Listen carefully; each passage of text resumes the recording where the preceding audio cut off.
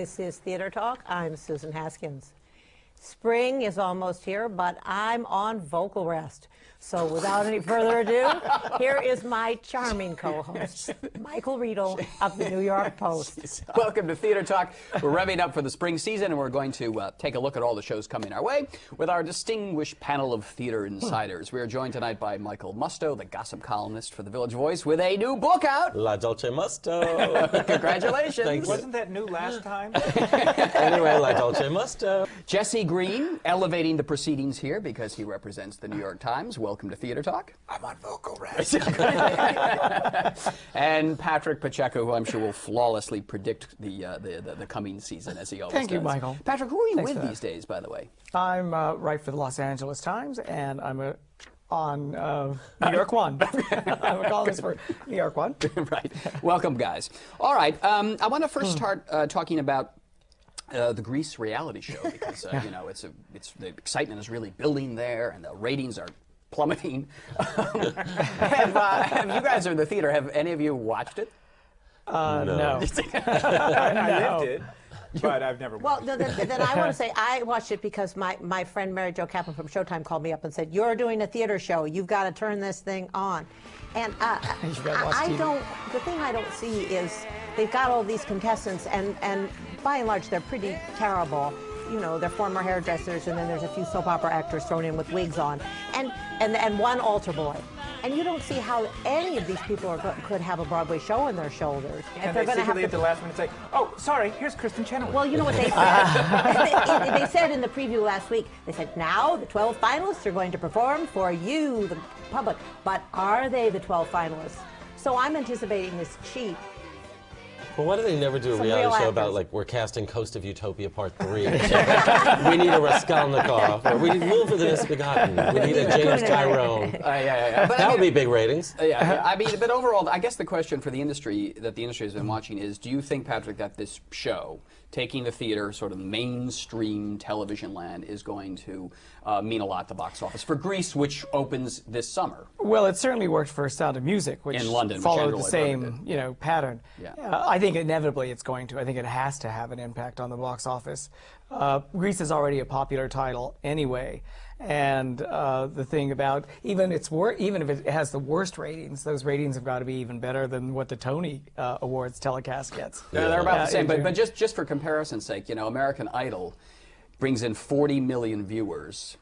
You're the One That I Want brings in 8 million. So there's quite a chasm between. Still, it's 8 million more than watch this show. And That's true. I think it will do something. The question is, 7,900,000. Thank you. We're just one short there. what it will do is be helpful to shows like Grease, unfortunately. And really, do we want more shows like Grease? No, you're we saying need that- something to make Xanadu look good. Look, last year we were sitting here saying, "Oh, Color Purple's not selling tickets," and something called TV stepped in. TV is a powerful tool, except on this show, like you said. Yeah. But no, I'm joking. I love this show.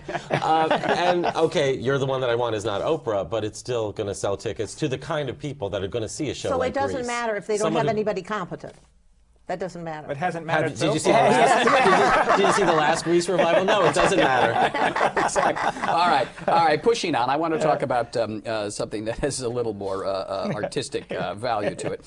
One of the things that I'm most excited about seeing is Deuce by Terrence McNally because it brings back the wonderful Angela Lansbury to Broadway. For the first time in 23 years. 23 years, something like that. If you don't count, benefit roasts and things like that. Right. What you've looked into this a little bit. What is this play about, and what's your sense of how Angela Lansbury is going to be?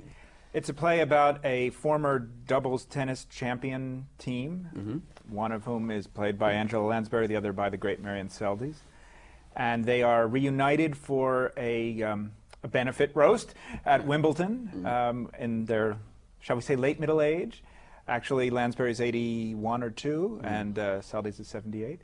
And, well, fireworks ensue. That's the basic plot. Somehow they've written a play about the only two straight female tennis players in the world. You don't know what the revelations are. It's written by Terrence McNally, so I'm actually not so certain about that. Right. I mean, excited about Angela Lansbury coming back to Broadway out there, Patrick? Absolutely. Yeah, I think there's a lot of buzz about it, and I think it's going to do very well no matter how well it does with the critics or not. But yeah, there's definitely a lot of excitement. And also the fact that the pairing also is very exciting. Yeah, the chemistry is going to be Marion really Seldes is a little sneak. I mean, I saw her at a reading of Sail Away a few years ago. She stole it from Elaine Stritch. Okay, Yeah. She's a little Winona Ryder of Broadway, that woman. So watch out for her. Angela Lansbury. Watch her back. Hold on to your wallet, Angela. That's right. Now, there's another very interesting pairing, too. Frost Nixon, play coming from London that I saw and I just think is terrific, about David Frost's interviews with Richard Nixon when Richard Nixon had left the White House and was in exile in California. The pairing I'm talking about is the great Frank Langella and a wonderful actor, Michael Sheen, people will know of from The Queen. I was thinking about this play, comparing it to American plays. It seems, Jesse, that a lot of the English writers are tackling bigger, richer, historical subjects that seem just more powerful to me than what the American playwrights are dealing with these days. Well, that's been true for a long while. What's really interesting now is that they're doing so on American themes. Yeah. And the only way Americans are getting this material is from the Brits. So we had David Hare's play last year, Stuff Happens. Right. We have Frost Nixon. And the Vertical Hour, too, which is an the American. Vertical Hour, and it's just been announced, or not yet announced, that the new Carol Churchill play is coming to the public, Drunk Enough to Say I Love You, which is an amazing play about in which Bush and Blair are reimagined as gay lovers, and therefore What do you mean reimagine? and the relationship between England and the United States over the war is seen as a kind of sadomasochistic ritual of some sort.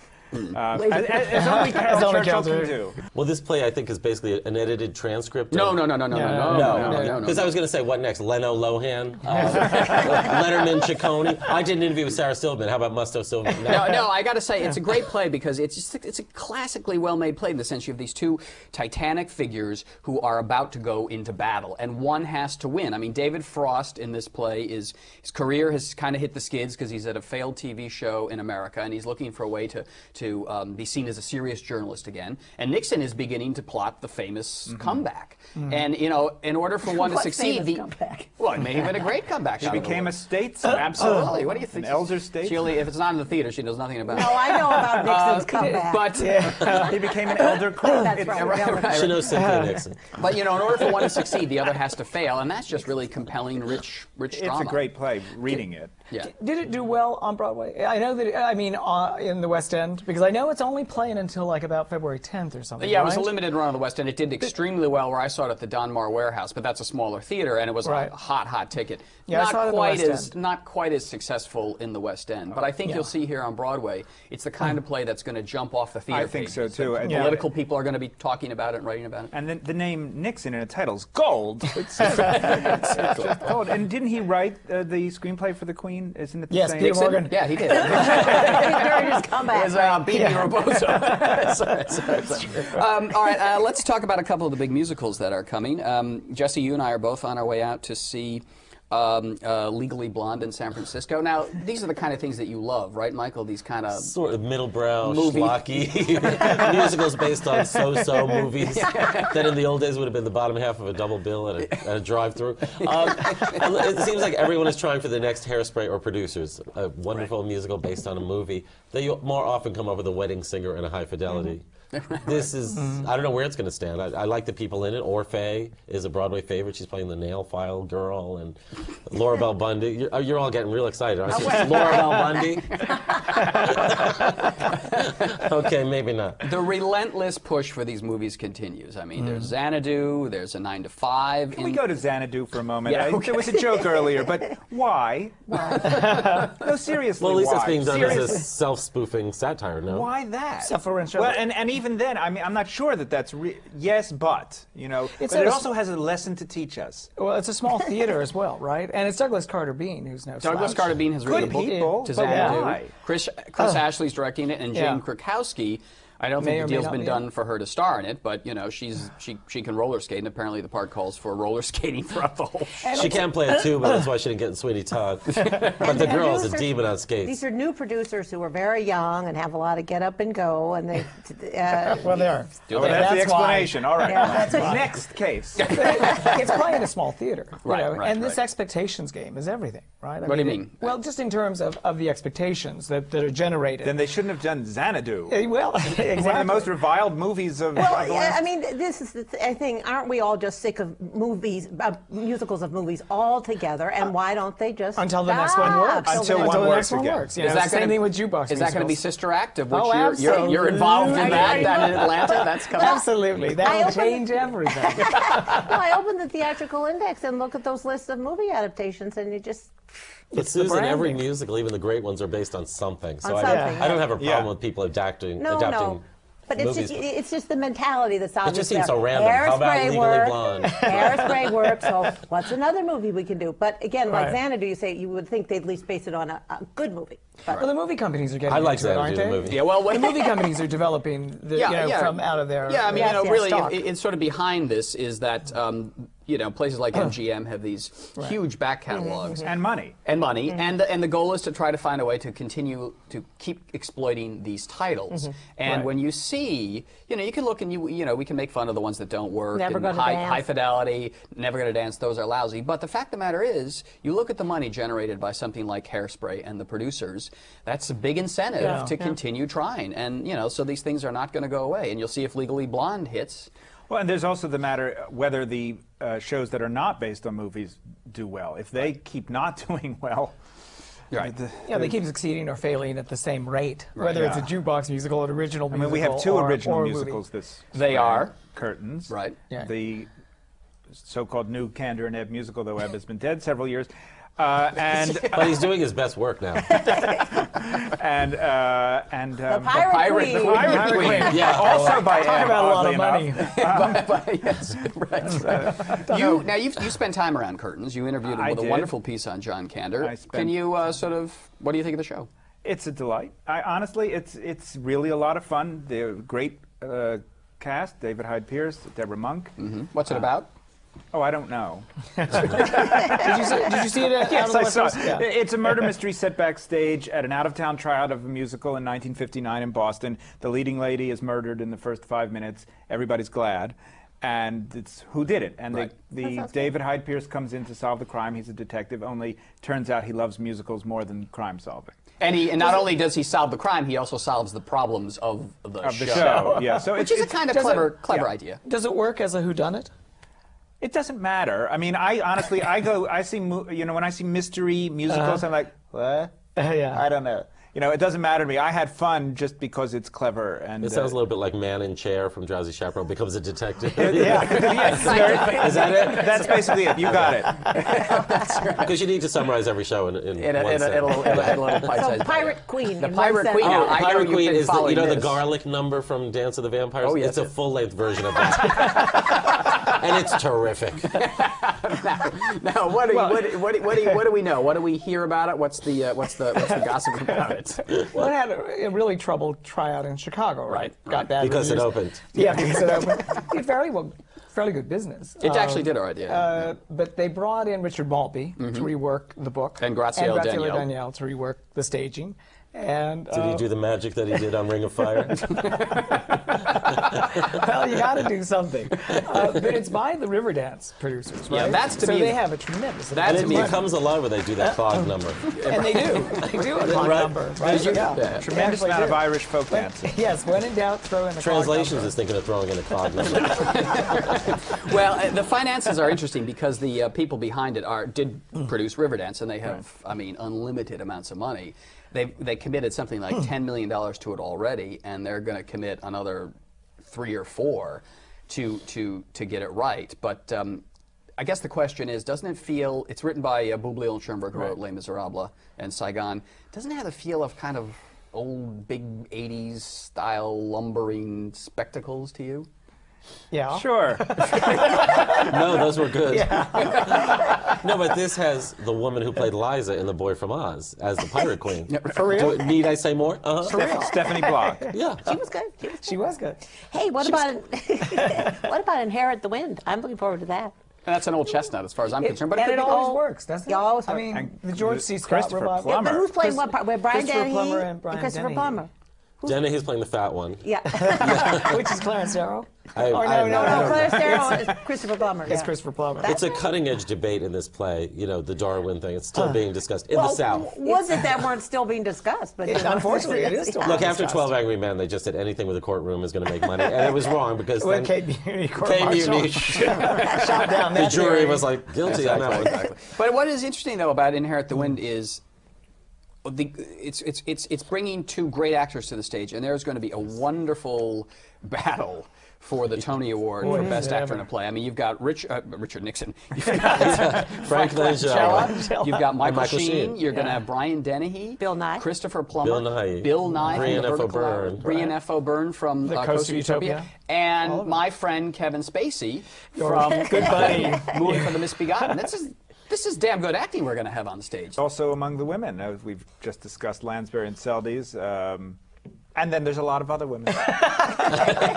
Well, Stephanie Block, as you mentioned, and Orfeh. All the names are- There you go. Yes, and the women too, Vanessa Redgrave. Right. The Year of Magical Thinking. Fantastic. What do we know? You've read it, right? I've read the play, yeah. I thought she did a great job of adapting her own memoir. This is Joan Didion, who adapted That the wonderful Year of memoir Magical of the death of her Thinking, husband. and goes into the death of her daughter, which she does in the play that she does not do in the book. Because her daughter died after the book came out. I think her daughter died before, but I think after she had finished writing the book, she didn't rewrite the book before it went into publication. Right. I think that was sort of the explanation to it, and she felt that she had written what she wanted to write for the book. She does go into her daughter's death in the play, and it's very moving on the page. I can just imagine how good it's going to be with Vanessa Redgrave playing it, and directed by David Hare. Am I correct? Yeah, Yes, directed by David Hare. Could be a little depressing though, Michael. I hate one-person shows, first of all. I just hate someone telling me what happened. Don't you? I mean, I just think it's the laziest playwriting. It's not a play. But if you had to see someone do it, it would be Vanessa Redgrave. Well, and Depends it's on Or also Vanessa Williams. Who's doing the telling? the book is not depressing, and if the play manages to capture what's not depressing about the book, then I think it will not, in fact, leave people, you know, dragging their way home on all fours. And the writing is so precise, because that is Joan Didion's forte. Yeah, well, she has as a that writer. clinical detachment. Clinical. She can analyze herself in this extremely difficult, sad time for her. Which makes it all the more moving, because it is Because so of that clinical. detachment. Because of that detachment. And that detachment is in the play that you've, the script you've read? Absolutely. Spare and elegant and beautiful writing. I want to talk about something involving Moon for the Misbegotten that I was writing about. They're selling premium price tickets.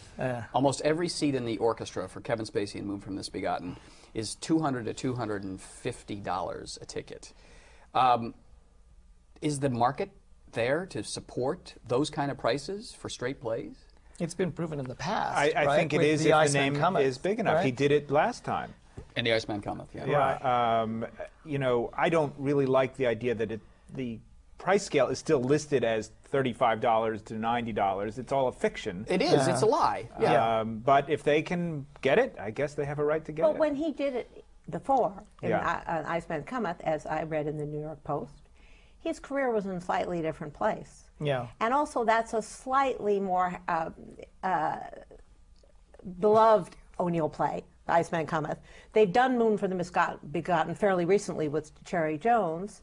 And I wonder if people are going to pay that much money to go see Kevin Spacey. But the problem is that Kevin Spacey wants such a whopping salary that he's absolutely requiring, and again, I read this in your column, that so much money be charged for this thing, and which seems too much.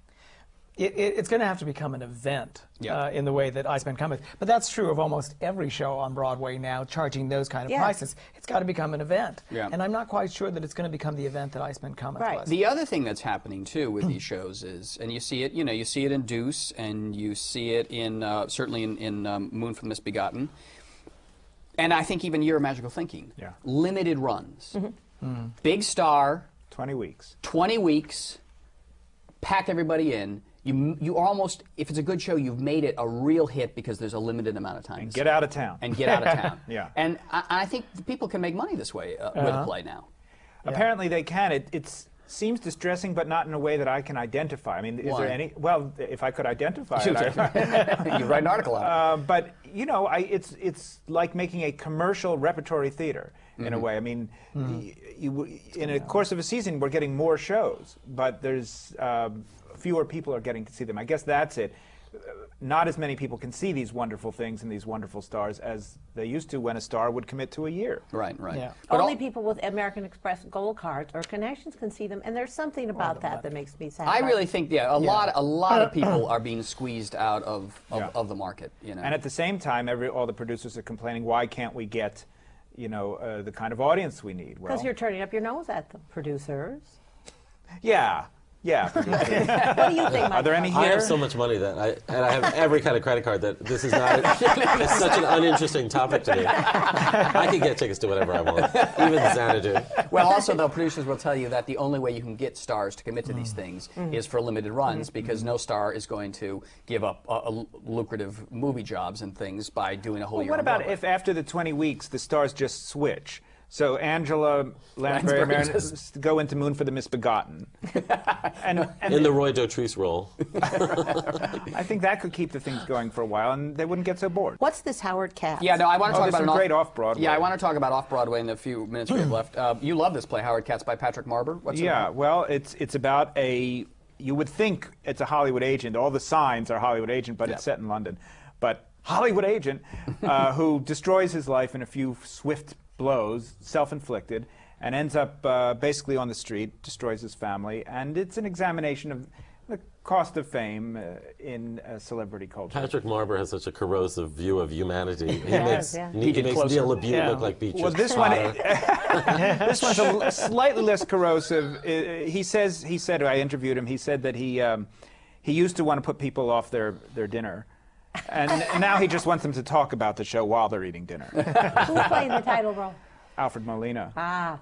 All right, very quickly, what's going to be the big story we'll be covering this spring, Patrick? Uh-oh. Sister I'm Act. on vocal rest. Yes. What do you think it's going to be? And I think the sleeper hit may be LoveMusik, the new Harold Prince Oh, we didn't get to musical discuss it. that's coming in, starring Michael Cerveris and Donna Murphy, about the love affair between Kurt Weill. Is she going to show up? I'm sure she's going to show If she doesn't, it's going to She'll give me show a up for month of this one. columns. And two sneaker plays, Coram Boy and Journey's End, I think may have a much bigger impact on the season. And we're- Journey's that End is we're the looking at. old World War I play. That, 1929, yeah. Right. That every time. Oops. Back, everyone. Kevin, how are you? Yeah. Moon for the Misbegotten is going to be a big hit. Just fabulous. Yeah. That's a good ending. We haven't mentioned 110 in the Shade. I actually hated The Rainmaker. It's another one of those con artists, comes to town, proves to be okay kind of things. But this is a nice old score, and it's not a Sondheim. They're reviving something that's not a Sondheim, so I'm excited. And this is going to be the big story we're going to be covering? No, I just couldn't think of anything, and I looked at my notes, and there was nothing. And Audra McDonald, who's so beloved in the Broadway community, is the star. And it could be Christine Ebersol, who all of a sudden. The big story? I basically think? think it's the richest Tony Award slate in years, Yeah. and that everyone's going to be going crazy trying to slice and dice their little charts. And we'll be here to help with that, probably. Yes, we will. That's right. I would vote for the coming negotiations between the stagehands and the producers, which I think are going to be very, very difficult and could sort of lead to some watershed changes in the way the finances of this industry What is it that they're looking for in a minute? Stagehands want one thing and one thing only: more money. They want more money. As a producer friend of mine says, you can call a stagehand any kind of four-letter word you want to at the negotiating table, and they just smile and they ask for one thing: more money. Yeah. What the producers want is more flexibility. They want to be able to not have to hire so many people to load in the sets. They want to sort of these work rules where the carpenter can't do anything that the electrician does. They want to relax those kind of things. And maybe the deal to be brokered is somewhere they get more money, but with more work flexibility. I also think they're asking that Angela Lansbury move her own sets. I still say 110 in the Shade. It's the big story. Okay, Patrick Pacheco from the Los Angeles Times And New York One. And New York One. Michael Musto from The Village Voice and Jesse Green from The New York Times, thanks for being our guest tonight on Theater Talk. Thank you. Thank you. Dolce Musto. All right, the book. Hey, stop the plugging of him. My kid has a bar mitzvah coming up. Where's the camera? It's not Bar taking mitzvah, camera. bar mitzvah.